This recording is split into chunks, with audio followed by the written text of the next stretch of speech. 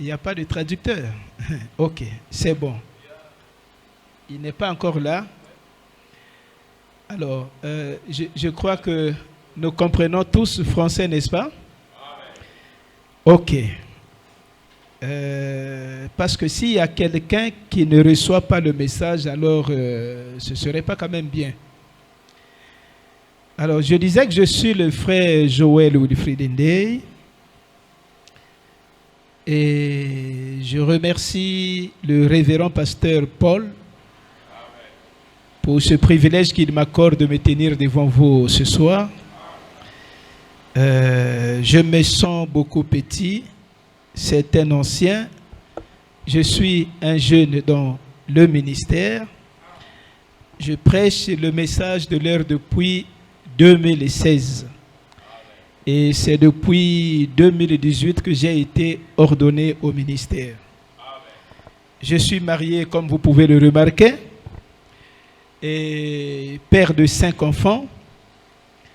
Alors, je n'ai pas de nouveauté parce que je crois que tous les mystères ont déjà été révélés. Donc, si j'ai à vous parler ce soir, ce ne sera pas des nouveautés. Je ne sais pas prêcher les mystères. Je répète seulement ce que le prophète a déjà enseigné. Je viens seulement appuyer ce que notre pasteur nous a enseigné depuis toutes ces années. Et il m'a fait savoir l'autre jour qu'il y croyait en mon ministère. Cela m'a beaucoup flatté. Alors que Dieu le bénisse abondamment. Que Dieu bénisse...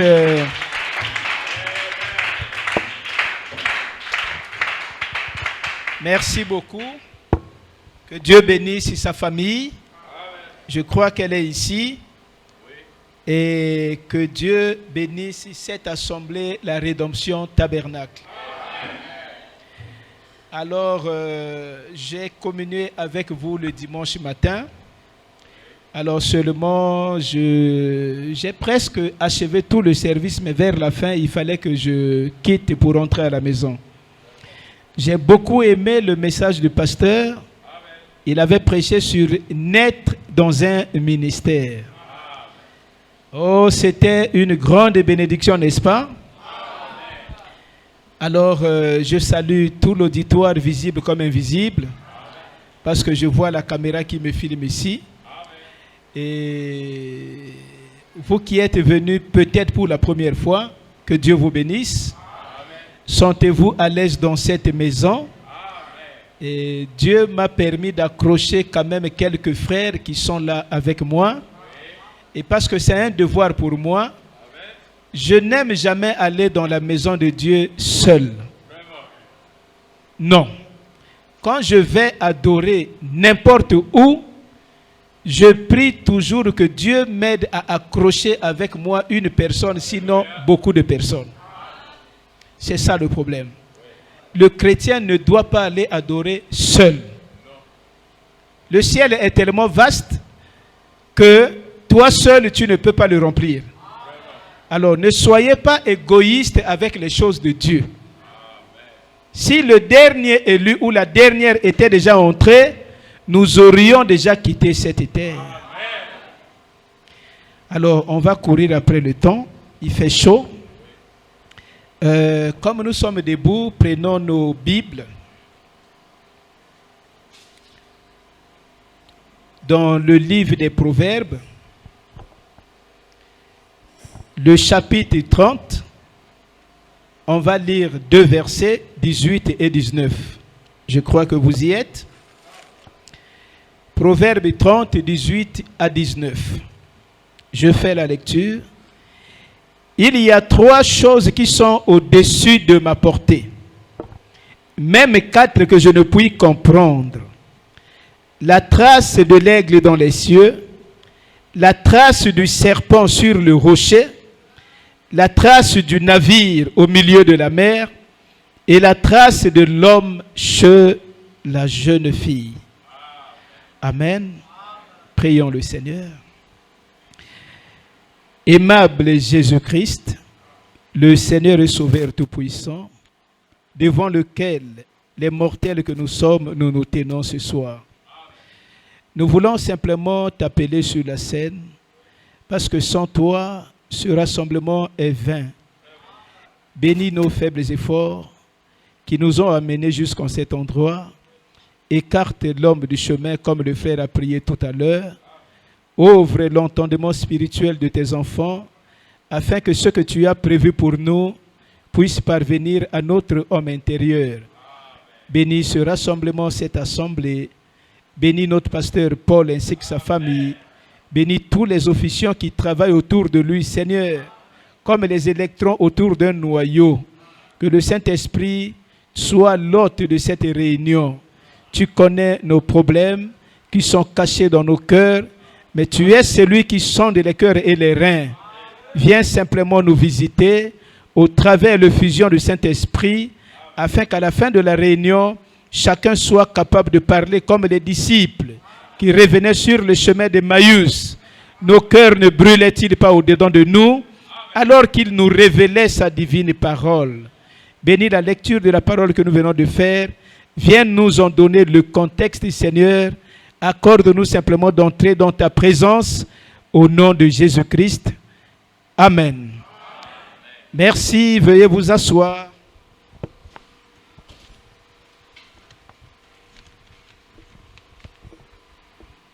Alors, je sollicite votre attention, s'il vous plaît. Ce soir, je vais vous entretenir sur un sujet que le prophète a déjà prêché, je ne sais pas combien de fois. Je vous ai déjà dit d'emblée que je n'amène pas de nouveauté. Je ne sais pas le faire. Je n'essaye pas de parler pour épater les gens. Non. Je parle pour édifier les fils et les filles de Dieu. Et Frère Branham a prêché un message qu'il a intitulé « Un paradoxe ». J'avais prévu prêcher un message. J'ai eu cette inspiration le dimanche comme j'étais assis là, écoutant notre pasteur prêcher.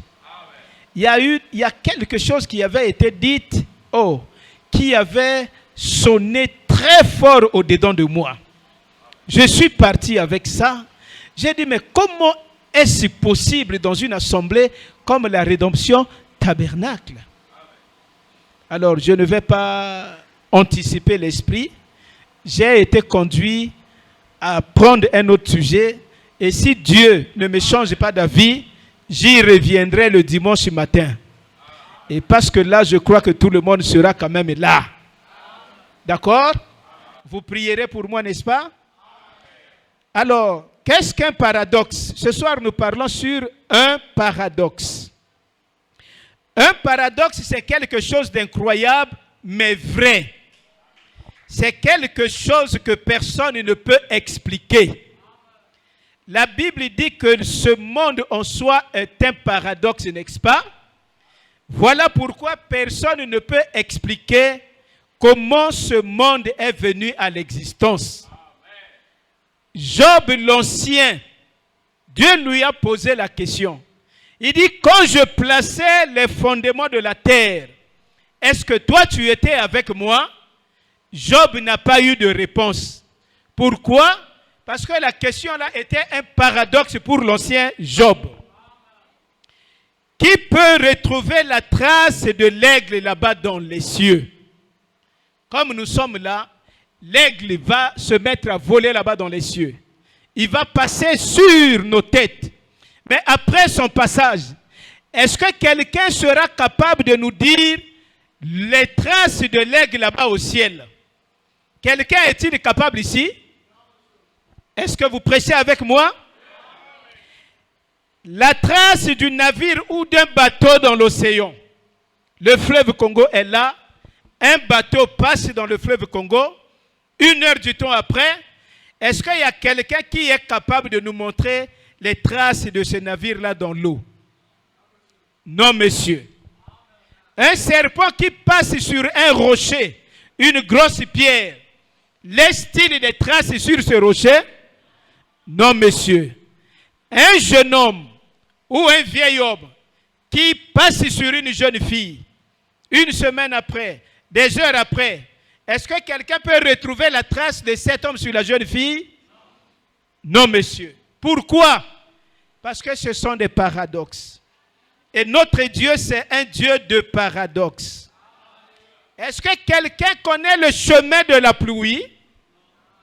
Il a plu, je crois que c'était hier matin. Et aujourd'hui, si on me demandait, montre-nous le chemin par lequel la pluie était passée pour quitter le ciel et tomber sur la terre. Moi, je ne serais pas capable. Toi, tu pourras nous montrer ce chemin? Qui, par son intelligence, peut compter le nombre des étoiles là-bas au ciel? Qui peut compter? Parce que c'est un paradoxe. Et toute la Bible et la parole de Dieu est remplie de paradoxes. Voilà pourquoi les savants de ce monde ne croient pas en la parole de Dieu. Voilà pourquoi les grands intellectuels trouvent que la parole de Dieu, c'est du non-sens. Tout simplement parce que c'est au-delà de leur connaissance. La Bible est un livre très paradoxal. Et aujourd'hui, on ne peut pas parler sur tous les paradoxes de la Bible. Nous allons parler peut-être juste d'un seul paradoxe. Vous voulez l'écouter? Au temps de Noé, la pluie n'existait pas, vous le savez. Les gens n'avaient jamais entendu parler de la pluie. La pluie, quand vous employez le mot pluie, les gens ne comprenaient pas ce que signifiait le mot pluie. Mais comme le péché abondait sur la terre, Dieu en avait marre. Alors Dieu va appeler un homme. Et cet homme-là s'appelait Noé. Noé était un prophète. Dieu a dit à Noé, j'en ai marre du péché qui se commet sur la terre. Comme je ne supporte pas le péché, voilà que j'ai pris la résolution d'effacer la terre. Et je le ferai par un déluge. C'est-à-dire les eaux qui vont tomber en grande quantité pour immerger, pour submerger toute la terre. Alors toi, Noé, comme tu as été fidèle envers moi, comme tu crains la parole de Dieu, je t'ai choisi pour aller porter mon message au monde entier. Parce que Dieu, avant de frapper, Dieu, avant de punir, il vous avertit d'abord. Alors, Noé est allé, il a prêché la parole. Il a fait 120 ans de prédication. Quand il a terminé la prédication, Dieu a dit maintenant, terminez le temps de la prédication. Parce qu'il y a un temps pour chaque chose. Il y a un temps où vous écouterez la parole, mais après, le temps de mettre cette parole en application va arriver. C'est bien de dire que moi je suis une sœur du message. C'est bien de proclamer que moi je suis un chrétien. Oui, mais le temps du test arrivera où tu dois prouver au monde qu'effectivement toi tu es un chrétien. Et ce temps était arrivé. Dieu a dit à Noé, il dit Noé, tu as prêché que la pluie va tomber des cieux. Et pendant que Noé prêchait, la science de l'époque, dit Frère Branham, dépassait de très loin la science d'aujourd'hui là. Ces gens ont douté, ils ont dit, mais comment ça? Depuis quand l'eau va tomber des cieux sur la terre? On n'a jamais vécu ça depuis que le monde est monde. Ils ont pris leurs appareils de météorologie, les radars, ils ont braqué vers les cieux. Et comme conclusion, ils ont dit, le vieux là est toqué. Le vieux là, c'est un malade mental. Parce que nos appareils scientifiques montrent qu'au ciel et là-bas, l'eau n'existe pas. Donc, la pluie ne tombera jamais des cieux. Vous savez tout ça là pourquoi? Parce que c'était la parole de Dieu. Et la parole de Dieu est toujours paradoxale. Et quand tu crois la parole paradoxale de Dieu, toi-même tu deviens paradoxal. Voilà pourquoi les gens n'arrivent pas à te comprendre. Comment une belle fille comme toi, tu ne peux pas porter les pantalons. Mais la parole de Dieu a fait de toi une femme paradoxale. Comment un bel homme comme toi, tu n'as pas de copine à côté. Mais la parole de Dieu t'a ensemencé. Cela a changé tes goûts. Quand une femme tombe enceinte, la femme là ne mange plus tout. Il y a des choses qu'elle aimait avant, mais la grossesse en elle fait qu'elle a maintenant le dégoût de ces choses. Elle ne peut plus courir après les petites filles. L'homme là n'est plus un homme qui va dans les boîtes de nuit. Elle a quelque chose en elle. Et l'homme là devient un paradoxe pour le monde. Noé était devenu paradoxal. Dieu a dit à Noé, écoutez ce que Dieu dit à Noé. Il dit, Noé, tu as prêché que la pluie va détruire le monde. Mais quand cette pluie-là va tomber, toi-même tu vas te sauver comment? Dieu a dit à Noé, va maintenant commencer à construire une arche ou un bateau. Et tu ne le fais pas sur la terre ferme. Il dit, monte là-bas au sommet de la colline. Et là, au sommet de la colline, commence à bâtir une arche. Noé a dit, mais c'est trop paradoxal. On va aller construire un bateau au sommet de la montagne. Mais le bateau là va naviguer comment? Parce qu'au sommet de la montagne, il n'y a pas les eaux là-bas. Vous voyez bien que c'était paradoxal même pour Noé. Mais le chrétien vit par la foi. Le chrétien ne réfléchit pas. Le chrétien croit le tout comme un bébé. Si tu dis à la fille là qui a 3 ans là, il dit, ma fille, je suis allé au travail, au retour je vais t'acheter un avion. Elle va croire qu'effectivement papa va m'acheter un avion. C'est ça la foi d'un bébé. C'est comme cela que le chrétien ou la chrétienne croit la parole de Dieu. Il ne cherche pas à comprendre comment ça va tomber. Sarah, Abraham, tu auras un fils de la promesse. Abraham n'a pas regardé son âge. Il dit, je dis Amen. Parce que l'homme qui fait la promesse, cet homme-là ne ment jamais. Dieu ne faillit jamais. Alors la preuve que Noé avait cru la parole de Dieu. Noé est monté au sommet de la colline. Dieu a dit à Noé, l'arche-là, tu ne la feras pas avec n'importe quelle sorte de bois. Laisse le bois Kambala ou le bois rouge. Va chercher le bois de gopher. Fais cette arche-là. Et l'arche-là, tu dois faire ça avec 3 compartiments. Il y aura l'étage inférieur, il y aura l'étage secondaire et l'étage supérieur. Noé s'est mis à construire l'arche. Pendant que Noé construisait l'arche, les gens de ce monde-là se moquaient de Noé. Ils disaient, mais le papa là est malade, c'est un idiot. Il va faire un bateau au sommet de la montagne. Mais ce bateau-là va naviguer sur quoi? Et on lui jetait les peaux de banane, comme la Bible parle. Noé a pris tout le temps que ça lui a pris. Quand il a fini de faire l'arche, l'arche avait 3 niveaux, je vous ai dit. Comme ici, là, il y a 3 niveaux. Vous voyez que les hasards n'existent pas. L'étage inférieur, le 2e étage et le 3e étage. Quand Noé a terminé de faire l'arche, Dieu descend. Il dit, maintenant que tu as fini de faire l'arche, appelle tous les oiseaux qui vivent sur les arbres. Appelle-moi tout le bétail des champs, tous les animaux de la forêt. Appelle tous les reptiles, chaque espèce, mâle et femelle. Au premier étage là-bas, tu vas placer les reptiles, les espèces rampantes. Donc, comme le serpent, il rentre là-bas en bas. Le premier étage, ça symbolisait la justification. Le 2e étage, la sanctification. Et le 3e étage, c'est le baptême du Saint-Esprit. C'est-à-dire, prends les frères et les sœurs qui sont terre à terre là, qui sont spécialistes dans le commérage. Oh, le pasteur a fait ça. Oh, la femme du pasteur ne s'habille pas bien. Voilà les frères qui sont terre à terre. Les espèces rampantes. Il dit, tu les places au premier niveau. Leur nourriture, c'est la poussière de la terre.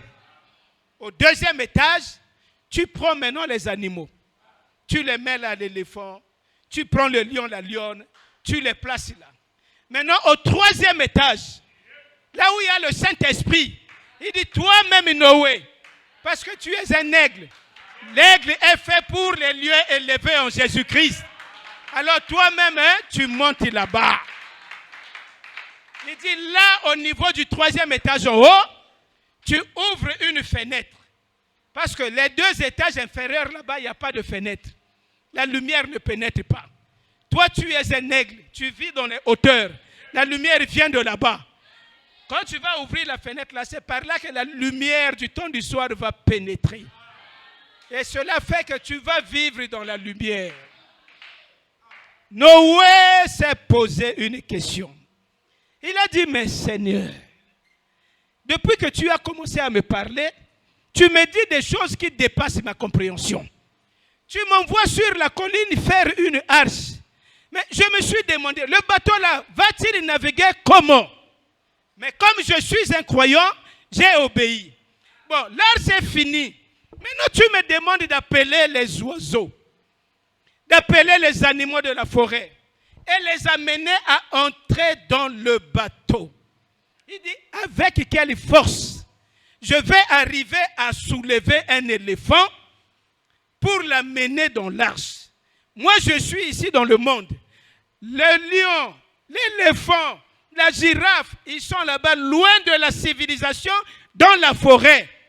Comment je vais faire pour crier, pour qu'ils écoutent ma voix? Et même s'ils peuvent écouter, mais est-ce que le langage humain, un animal peut-il comprendre cela? Voyez que c'était paradoxal pour Noé. N'est-ce pas que c'est paradoxal pour toi? Voyez pourquoi il fallait que le prophète vienne. Frère Branham dit, dans le conflit entre Dieu et Satan, à ce moment-là, Dieu a dit à Noé, c'est ma parole sera toujours paradoxale. Vous êtes avec moi? Excusez-moi mes frères et sœurs.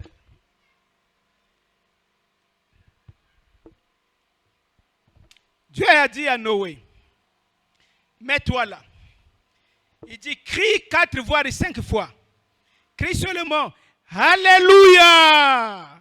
Alléluia! Tu cries 4 ou 5 fois. Ensuite, tu cries, gloire au Seigneur! Tu cries comme cela 4 et 5 fois. Tu verras ce qui va arriver. Comme Noé, c'est un croyant. Noé s'est tenu là debout. Écoutez Noé. Alléluia! Alléluia! Alléluia! Alléluia! Alléluia! Ensuite, gloire au Seigneur! Gloire au Seigneur! Gloire au Seigneur! Gloire au Seigneur! Quand il crie pour la 5e fois, gloire au Seigneur. Frère Branham dit, à ce moment-là, les éclairs ont commencé à gronder pour la première fois de l'histoire du monde. Et ensuite, les tonnerres ont commencé à tonner. Frère Branham dit, c'était le langage de Dieu pour les animaux de la forêt. Et à ce moment-là, Noé était surpris de voir commencer le défilé des animaux de la forêt. Frère Branham dit, il a vu le papa éléphant venir avec derrière lui la maman éléphant. Le papa éléphant va dire à la maman éléphant, il dit, chérie, as-tu entendu la prédication de Noé? Maman a dit, j'ai écouté cela. Le papa éléphant a dit, j'ai écouté cette prédication. Un animal qui comprend le langage d'un homme. Il dit, Noé nous demande d'aller urgemment entrer dans l'arche. Parce que Dieu va faire tomber l'eau du ciel et ça va balayer toute la terre. L'éléphant venait avec sa femme derrière. Ils sont allés tous seuls entrer dans le bateau. Et ils sont allés prendre leur place, le 2e étage. On a vu le serpent venir avec sa femme. 1er étage. Donc la sœur commère là. Le frère qui est toujours derrière les jupes courtes là. Les voleurs de 10 000 là. Eux-mêmes, on les a pas. Ils sont allés droit là-bas au 1er étage. Parce que chacun connaît sa position ici. Tu veux me dire que tu ne sais pas que tu es voleur? Est-ce que tu veux me le dire? Moi, je suis à la chaire devant vous. Frère Branham me dit, la chaire n'est pas un lieu où on joue les scènes. Écoutez mon petit témoignage. depuis que j'ai cru le message, depuis que je suis fonctionnaire de l'État, je n'ai jamais, alors jamais manqué de payer une seule fois ma dîme. Je suis à la chair. Tu peux me dire que je n'ai jamais volé de ma vie, mais tu es voleur quelque part. Ils sont entrés. Frère Branham me dit, l'oiseau est allé appeler sa femme l'oiselle. Il dit, chérie, le temps des plaisirs du monde est passé. Allons-y là-bas nous protéger. Ils sont allés entrer dans l'arche de Noé. Frère Branham me dit, ensuite Noé et sa famille ils sont allés entrer. Alors quand Noé est allé entrer, la Bible ne dit pas qu'ensuite Noé est allé fermer la porte de l'arche. La Bible dit qu'après on a fermé la porte de l'arche. Mais qui avait fermé la porte de l'arche? N'est-ce pas là un paradoxe? La preuve que ce n'était pas Noé, c'est que quand la pluie a commencé à tomber, les gens qui se moquaient de Noé, les mêmes personnes qui se moquent de toi là, vont venir tomber à tes genoux. Ils vont venir te supplier. Mais il sera déjà trop tard. Ils sont venus frapper. Viens Noé, aie pitié de nous, ouvre. Noé par pitié a essayé même d'ouvrir. Mais ce que Dieu a fermé, qui peut ouvrir? Ce que Dieu a fermé, qui peut ouvrir? Même Sassou ne le peut pas. Même le pasteur Paul ne le peut pas. Frère Branham ne peut pas ouvrir. Et si Dieu a ouvert les fenêtres des cieux pour faire déverser les bénédictions de la rédemption dans ta vie, même Lucifer ne peut pas fermer ses fenêtres. Parce que ce qui est écrit est écrit. Celui que Dieu a béni est béni. Israël, tu es béni. Celui qui te bénit sera béni. Celui qui te maudit sera maudit. Je crois que la rédemption est bénie. Ne faites pas attention à ma voix. Vous faites attention seulement à la parole de Dieu. Alors Noé est entré dans l'arche. On a fermé la porte surnaturellement, donc paradoxalement. Noé ne savait même pas qui avait fermé la porte. Mais en tant que prophète, il a compris que c'était la main invisible de Dieu qui avait fermé la porte. Mon frère, nous vivons les derniers moments du temps de la grâce. Très bientôt, la porte de la grâce sera fermée. A-t-il pas alors qu'il est encore possible? Un jour, la porte sera fermée. Tu pourras jeûner même pendant 60 jours. Tu ne verras jamais la présence de Dieu. Tu auras dépassé la ligne de démarcation. Maintenant que la grâce coule encore, saisis cette opportunité. Ne te range pas dans la catégorie des moqueurs. On va t'excommunier. Quand Jésus était arrivé chez Marie et Lazare, quand Marthe était décédée, Jésus avait fait quoi? Même chez Jairus, il a pris Jairus et sa femme. Le reste là, il dit dehors. Parce que c'était des moqueurs. Donc il arrivera un temps où les moqueurs seront excommuniés. On n'a pas besoin de vous. Vous vous moquez des gens parce que vous n'avez pas la foi dans la parole de Dieu. Et quand l'arche fut fermée, maintenant je vais vous poser une question. L'arche de Noé n'était pas munie d'un moteur mécanique. Est-ce qu'on est d'accord? L'arche n'avait pas de moteur comme les bateaux aujourd'hui. Maintenant, dites-moi, quelle est cette puissance qui propulsait l'arche toujours vers l'avant? Un bateau doit naviguer dans le sens contraire au courant des eaux. Vous voyez au fleuve Congo là, quand vous montez dans un bateau pour aller à Kinshasa, si les eaux sont en train de descendre comme ça vers les cataractes, le Djoué, le bateau doit prendre le sens contraire. Sinon, le bateau sera entraîné par le courant des eaux et ça va aller se fracasser au Djoué là-bas aux cataractes. Maintenant, le bateau de Noé n'avait pas de moteur. C'est le moteur, la puissance du moteur qui fait que le bateau résiste au sens contraire au courant des eaux. Alors le bateau de Noé n'avait pas de moteur. Mais remarquez que ce bateau de Noé a navigué, affrontant le sens contraire au courant des eaux. La Bible dit que ce bateau est allé accoster sur les monts Ararat. C'est-à-dire, le bateau est allé sur les montagnes qu'on appelle Ararat. Mais un bateau qui n'a pas de moteur, avec quelle puissance ce bateau pouvait aller gravir les montagnes et se poser là? Qui a la réponse à ça? C'était paradoxal. Ta présence ici, c'est un paradoxe. Le dimanche, la salle était remplie presque. Mais pourquoi les places vides ici? Pourquoi seulement toi? Pourquoi pas les autres? C'est un paradoxe. Des fois, toi-même, tu ne comprends pas. Peut-être que vers 14 heures, le diable te disait de ne pas aller à l'église. Mais tout d'un coup, tu t'es dit non, je dois partir. Ne pense pas que c'est toi. Frère Branham dit, le diable ne peut jamais vous pousser à aller à l'église. Donc, chaque personne qui est ici, tu es ici par la volonté parfaite de Dieu. Et comme Dieu a voulu que tu sois ici, tu as le droit de parler à ce Dieu-là. Dis, pourquoi m'as-tu amené à l'église ce soir? C'est ça le problème. Dieu ne fait pas des choses par hasard. Alors mes frères, le bateau de Noé va accoster là-bas, on va courir.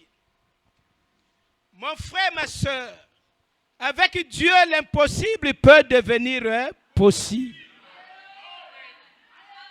Ton Dieu est capable de bouleverser le fonctionnement normal de l'État congolais.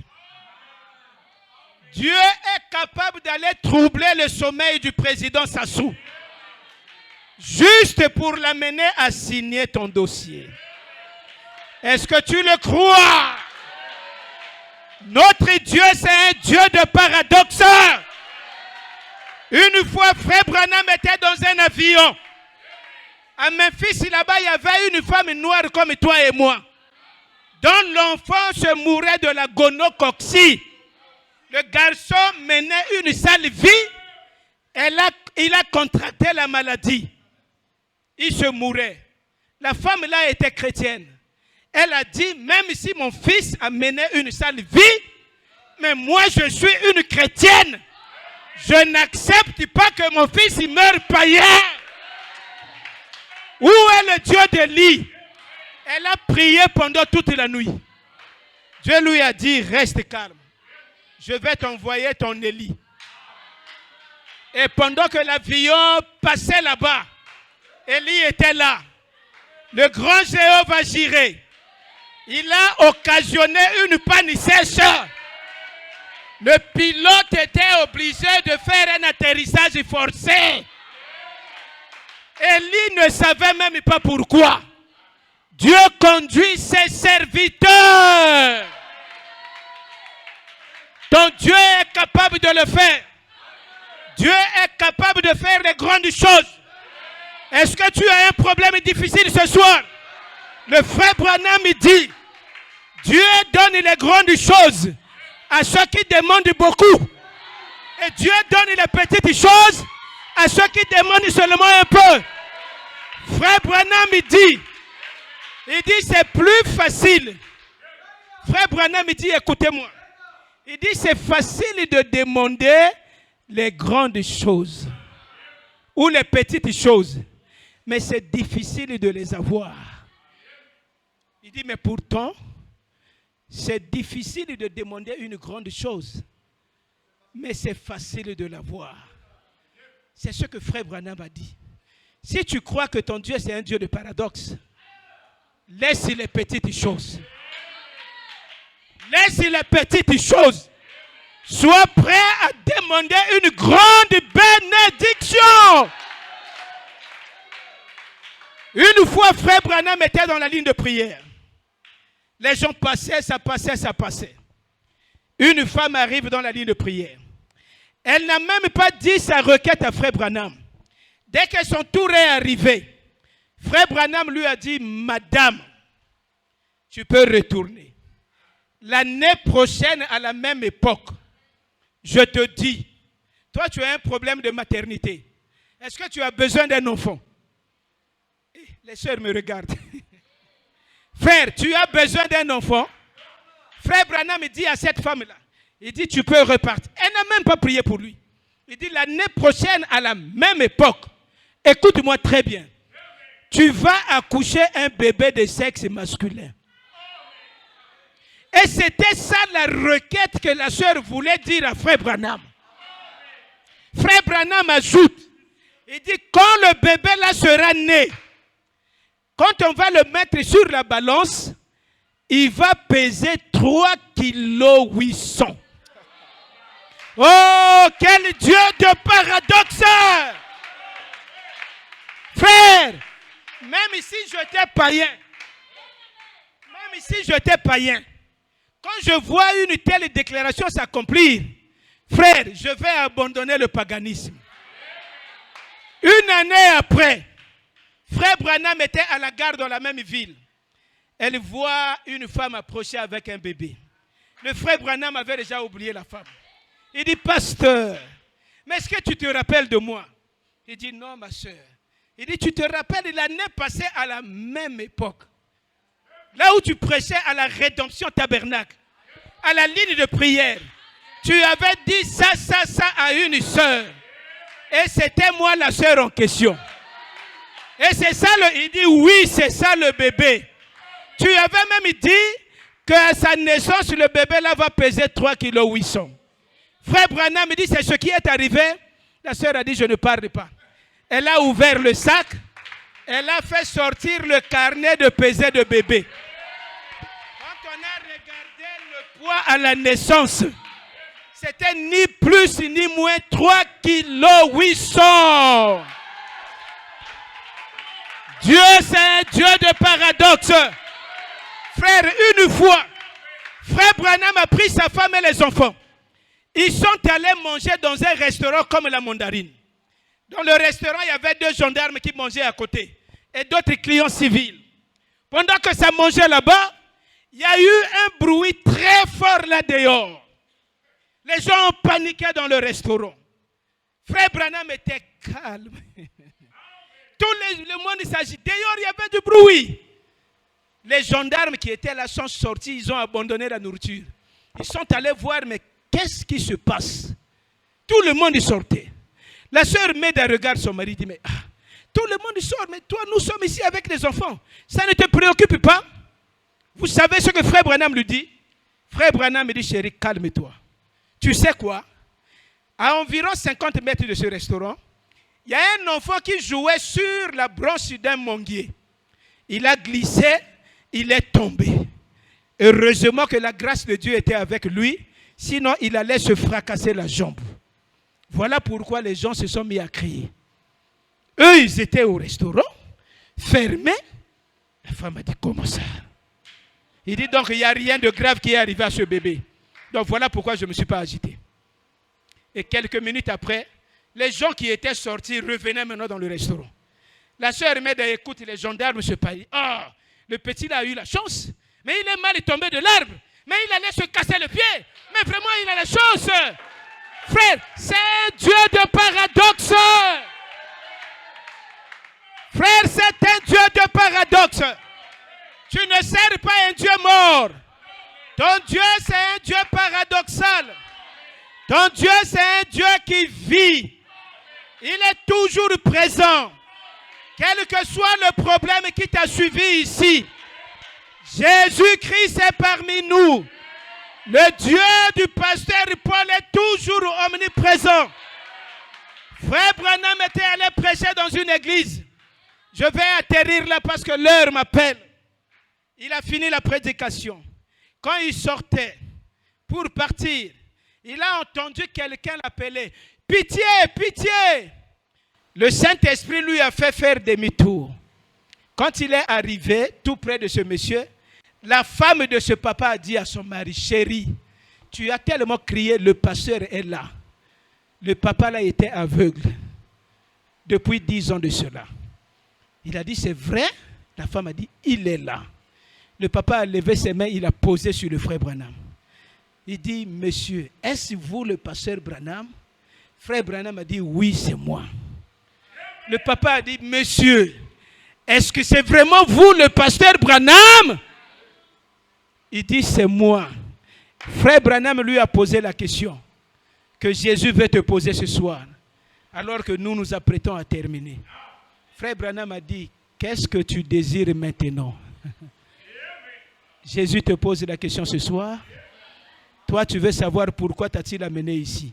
Maintenant, il te demande, qu'est-ce que tu désires que je te fasse? Le papa a dit, pasteur, ma vieille maman qui était décédée depuis des années, il avait la même religion que la tienne là. Elle était déjà morte. Mais une chose bizarre, c'est qu'il y a 2 ou 3 jours de cela, je dormais la nuit. Quand je me suis réveillé, je sortais comme d'une vision. Et dans la vision là, j'ai revu ma maman qui était décédée depuis. La maman là m'a dit, chérie, mon fils, lève-toi. Va à Condem, en Arkansas, là-bas aux États-Unis. Il y a un homme de Dieu qui va prêcher là-bas dans une campagne qui s'appelle le pasteur Branham. Il va prier pour toi. Tu vas voir. Oh mon frère. Comment ne pas servir un Dieu comme celui-là? Frère Branham a dit, c'est vrai ça? Le papa a dit, je crois que si tu m'imposes les mains, je verrai. Frère Branham a dit, j'ai pensé à l'aveugle Bartimée. Il a imposé les mains sur le papa. Quand il a dit Amen, les yeux se sont ouverts. Il a dit, chérie, je vois. La femme a dit, mais est-ce que tu vois vraiment? Il dit, je t'avais dit quoi? Si tu m'amènes à côté de ce monsieur-là. Ma maman était tellement sainte qu'elle ne pouvait pas me mentir même dans le rêve. Sa femme a dit, mais qu'est-ce qui est devant toi là? Il dit, c'est une voiture de couleur rouge. La femme a failli tomber. Il dit, oh, mon mari a vu. Toi aussi tu peux voir ce soir. Tu sers un Dieu de paradoxe. Est-ce que tu le crois? Pendant que nous nous mettons debout. Est-ce que tu le crois? Pendant que nous nous mettons debout. Pendant que nous nous mettons debout. Nous servons un Dieu de paradoxe. Le Dieu qui connaît le cœur de chacun d'entre nous. Ce Dieu-là ne faillit jamais. J'ai dit, quel que soit le problème qui t'a suivi ici, moi je n'ai aucune capacité de te donner solution. Mais je t'amène vers quelqu'un en qui rien n'est impossible. C'est le Dieu de William Marion Branham. Est-ce que tu le crois? Est-ce que tu le crois? Que Dieu lui-même te bénisse.